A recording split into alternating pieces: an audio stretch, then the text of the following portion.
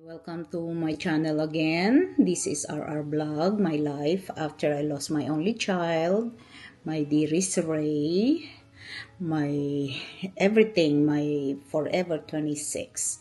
Anyway, today is Monday and I have a good news for you. So I just want to let you know that I'm back to work now. I have to kasi kailangan ko rin namang i-move itong arm ko. It's not 100% yet, but you know. Okay, sorry, na-stop. Tumawag yung husband ko kasi lunchtime usually we eat lunch together kahit na phone lang. Anyway, like I said, today is Monday. The weather is pleasant. Not that cold, not too hot, you know. It's 50s, so but I'm getting ano daw to, bababa ang temperature. So what can we expect? January naman, I mean February naman, so actually ito yung mga 30s talaga, below 30s na temperature namin. So on and off ang aming temperature, may sobrang lamig, may medyo parang spring, you know. But anyway, we cannot complain about that kesa naman sa yung mga ibang places na maraming calamities. Anyway, so that's my good news now. I have to back to work now. Nag-start ako last week. Tinry ko muna yung mga close friend ko and families para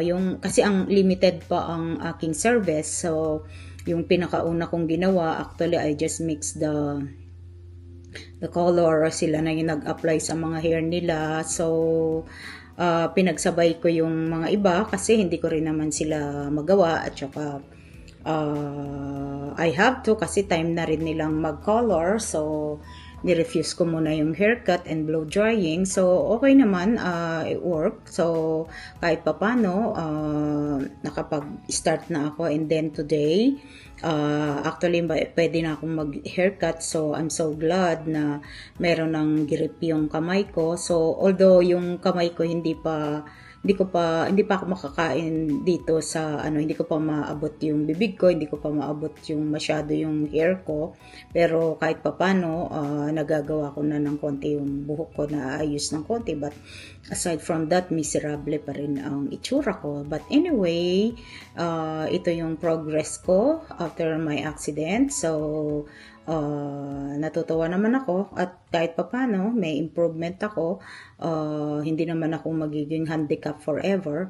So I'm so happy na kahit papano unti-unti nagpapagaling, nagpipiti pa rin ako until now, and I'm so happy that nagmove ako ng PT ko. Yung PT ko ngayon yung friend ko, Lucy, thank you so much if you're watching. Siya na ngayon ang gumagawa sa akin, which is I am very comfortable, plus she's really good, kaya I'm so glad na I moved to kesa dun sa dati kong pinupuntahan. Okay din naman dun, but syempre mas comfortable ka sa tao kung if you know them, tapos magaling naman, so why not, di ba? So yung doctor kasi ang parang sa kanila automatic na kailangan talagang right away ma-schedule ko for PT, kasi ito palang case na ito is not easy. Kailangan i-move mo right away, dahil kung hindi, magiging stiff na yan, hindi mo na yan magagalaw. So magiging limited na yung mobilize ng arm ko. So right now almost magaling na siya, pero syempre I'm still in pain, but I can handle it. So okay lang. So I'm so happy na, like I said, I'm back to work, kahit na like I said, hindi pa isa-isa lang muna para hindi ako masyadong mabigla.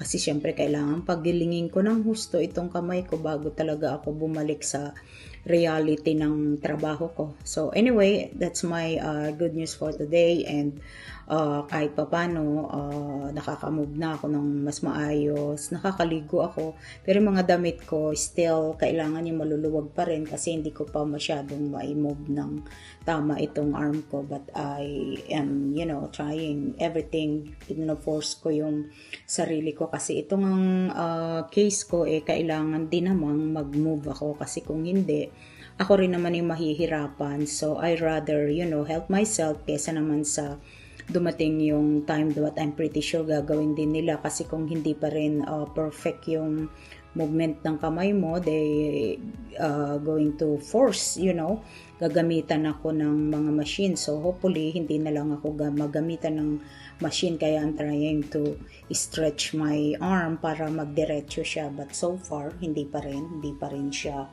Pero syempre month and a half pa lang naman, so syempre unti-unti. Anyway, like I said, I am back to work and medyo matagal ako nakapag-video kasi medyo na-stress ako, na-depress ako ng gusto sa nangyari sa akin dahil I cannot imagine na madidisgrasya ako just like that. Sobra ng ingat ko, tapos ganun pa rin. So kung minsan nakakasama talaga ng loob, but what can we do? What can I do? Wala naman tayong control sa mga mangyayari sa buhay natin. So, wala akong choice but to, keep going. At ito talaga ang istorya ng buhay ko. So, kaya go with the flow na lang ako. It is what it is. Kasi, I wish I can control everything but wala naman akong power to do that. So, I'm back to my normal life. Nakakaluto na, nakakaugas na kahit papano. Nagagawa ko na yung mga bagay na yun. Ang tagal naming 1 month and a half kaming puros order pick up the food kasi nga hindi ako makaluto. But anyway, my husband is a very big help for me kasi talagang siya yung gumagawa ng everything. Talagang wala akong pakinabang, kaya you guys need to be careful kasi mahirap madisgrasya, mahirap yung hindi ka makafunction kasi talagang it's very na-prostrate ako ng husto. Imaginein mo, I cannot even take a shower. Anyway, na-experience ko naman din ito before, like 10 years ago or more than that, yung before my surgery sa my spine ko kasi I end up like I cannot move. So wala akong pakinabang din. That was before my surgery. So I know the feeling and parang isusumpa mo na huwag kang bumalik sa time na yan, but like I said, hindi ko na ina-expect na this is gonna happen to me again. So anyway, with the help of our friends, yung mga support nila, they are very helpful naman. At saka yung mga taong nag-help sa akin to go back to work, sila yung halos na gumawa na ng hair nila. I'm so happy.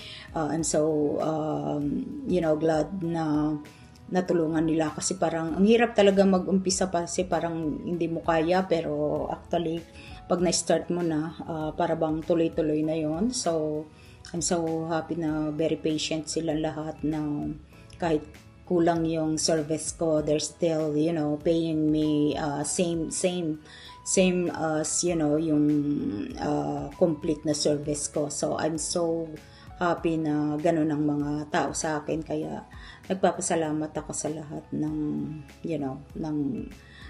nagtiyaga since last week na nagtrabaho ako. So anyway, pinapaalam ko lang sa mga iba kong client na I'm back, pero like I said, limited pa lang, but I can, I know how to manage my time, so I can, squeeze them. So ayun lang, yung ilaw ko kumikidlat.